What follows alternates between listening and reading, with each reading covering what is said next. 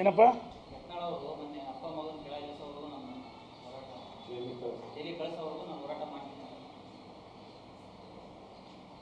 ಪಕ್ಷದಿಂದ ಉಚ್ಚಾಟನೆ ಆಗಿದೆ. ಸ್ವತಃ ಅವರೇ ಗೆಲ್ಲಲ್ಲ. ಏನಾಗಿದೆ ಈಗ ಅರೆ ಹುಚ್ಚರಿಗೆ ಏನೂ ಹೇಳೋಕ್ಕಾಗಲ್ಲ. ಪಕ್ಷದಿಂದ ಉಚ್ಚಾಟನೆ ಇದಕ್ಕೋಸ್ಕರ ಉಚ್ಚಾಟನೆ ಆಗಿದ್ದು. ಇನ್ನೂ ಬುದ್ಧಿ ಬಂದಿಲ್ಲ ಅಂದರೆ ಮತ್ತು ಏನು ಈಗ ನಾನು ಟೀಕೆ ಮಾಡ್ಬಂತ ಅದರ ಬಗ್ಗೆ ಮಾತಾಡ್ತಾನೆ ಬಿಟ್ಬಿಟ್ಟಿದ್ದೆ. ಮೊನ್ನೆ ದೇವ್ರ ಬೆಳಗ್ಗೆ ನಡೆದ್ದೇನು ಬಸವ ಜಯಂತಿ, ಶರಣರ ವಚನಗಳು ಅಥವಾ ಈ ಕೇವಲ ವೀರಶೈವ ಲಿಂಗಾಯತರಷ್ಟಲ್ಲ. ಸರ್ ನನ್ನ ರೆಸಿಗ್ನೇಷನ್ ಯಾಕೆ ಸರ್? ನಾನೇ ಜಾಬ್ಸ್ ನ ಕ್ರಿಯೇಟ್ ಮಾಡಿ ಬಾಸ್ ಆಗ್ಬೇಕು ಅಂತಿದ್ದೀನಿ. ಹೇಗೆ? Boss Vala B the boss. Ambedkar ಅಂದ ತಕ್ಷಣ ದಲಿತರಷ್ಟೇ ಅಲ್ಲ, ಬಸವಣ್ಣ ಅಂದ ತಕ್ಷಣ ವೀರಶೈವರಷ್ಟೇ ಅಲ್ಲ. ಅದು ನಾನು ಹೇಳಿದೆ, ಅವರೆಲ್ಲ ಜನರನ್ನ ಸಮಾಜಗಳನ್ನ ಜಾಗೃತಿ ಮಾಡಿಸಿ ತುಳಿತಕ್ಕೊಳಗಾದಂಥ ಅವ್ರಿಗೆ ಮೇಲೆತ್ತ ಕೆಲಸವನ್ನು ಮಾಡಿದರು. ಅವರ ಆದರ್ಶಗಳ ಬಗ್ಗೆ ಮಾತಾಡಬೇಕೇನ ಜನರು ಜಾಗೃತಿ ಇಲ್ಲ. ಅದ್ರ ಬಿಟ್ಟು ಅದ್ರ ಬದಲಾಗಿ ರಾಜಕೀಯ ಮಾತಾಡ್ತಂದರೆ ಮತ್ತು ಅವರು ಎಲ್ಲ ಒಂದು ಕಡೆ ಬಸವಣ್ಣನಿಗೆ ಅಪಮಾನ ಮಾಡ್ದಂಗೆ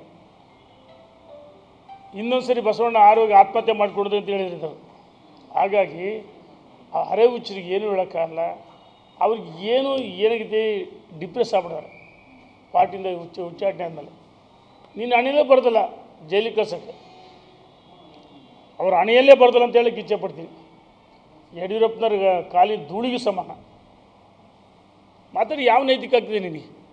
ಯಡಿಯೂರಪ್ಪನ ಹಾಡು ಹೊಳೆದು ನಾವು ಇದೇ ಕಾಂಗ್ರೆಸ್ ಈ ಮನುಷ್ಯ JDSಗೆ ಹೋದಾಗ ಯಡಿಯೂರಪ್ಪನವರೇ BJP ಸೇರಿಸಿದ್ರು ಎಲ್ಲರಿಗೆ ಹೇಳಿ. ಯಾರಿಗೆ ಬಿಡ್ತಾರೆ ಆ ಮನುಷ್ಯ? ಒಂದು ಸರಿ ಕಾಂಗ್ರೆಸ್ ಬೈತಾರೆ, ಒಂದು ಸರಿ ಸಿದ್ದರಾಮಯ್ಯನ ಹೊಗಳ್ತಾರೆ. ನಿಮಗೆ ಬೆಂಬಲ ಅಂತ ಹೇಳ್ತಾರೆ ಸಿದ್ದರಾಮಯ್ಯನಿಗೆ. ಆ ಮನುಷ್ಯ ಯಾರಿಗೂ ಬಿಟ್ಟಿಲ್ಲ. ಯಡಿಯೂರಪ್ಪನವ್ರ ಬಗ್ಗೆ ಹಾಡು ಹೊಗಳಿದ್ರು. ಯಡಿಯೂರಪ್ಪನವರೇ ಬಿಜಾಪುರದಲ್ಲಿ ಟಿಕೆಟ್ ಕೊಟ್ಟಿದ್ದು. ಅದಕ್ಕೆ ಋಣ ತೀರಿಸ್ತಾರೆ ಇವರು. ನೀನು ಹಣೆಯಲ್ಲೇ ಬರ್ದಲ್ಲ ಜೈಲಿಗೆ ಕಳ್ಸೋಕ್ಕೆ. ಫಸ್ಟ್ ನೀನೇನು ಭ್ರಷ್ಟಾಚಾರ ಮಾಡಿದ್ದೆ ಏನು ನೋಡ್ಕೊಳ್ಳಪ್ಪ ಅಂತ ಹೇಳಕ್ಕೆ ಇಚ್ಛೆ ಪಡ್ತೀನಿ. ಅರೆ ಹುಚ್ಚರಿಗೆ ಏನು ಇವರಿಂದಲೇ BJPನ? ಇವರೊಬ್ಬರೇ ಹಿಂದುತ್ವನ? ಅವ್ರಿಗೂ ಚೆನ್ನಾಗಿ ಹಿಂದುತ್ವ ಬಗ್ಗೆ ಮಾತಾಡೋಕ್ಕೆ ಬರುತ್ತೆ. ಬೈಕಂತ ಹೋದ್ರೆ ಬರೀ ಬೈಯೋದಷ್ಟೇ ಅಲ್ಲ. ಏನಾಗಿದೆ ಅಂದರೆ ಈ ಮೆದುಳಿಗೂ ನಾಲಿಗೆ ಲಿಂಕೇ ಇಲ್ಲ. ಹಾಗಾಗಿ ಹುಚ್ಚಬಟ್ಟೆ ಮಾತಾಡಿ ಉಚ್ಚಾಟನೆ ಆಗಿದ್ದು. BJPಗೇನು ಅನಿವಾರ್ಯ ಅಲ್ಲ, BJPಗೆ ಅನಿವಾರ್ಯ ಅಲ್ಲೇ ಇಲ್ಲ. BJPಗೆ ಅನಿವಾರ್ಯ ಯಾರು? ಬೂತ್ ಮಟ್ಟದ ಕಾರ್ಯಕರ್ತರು.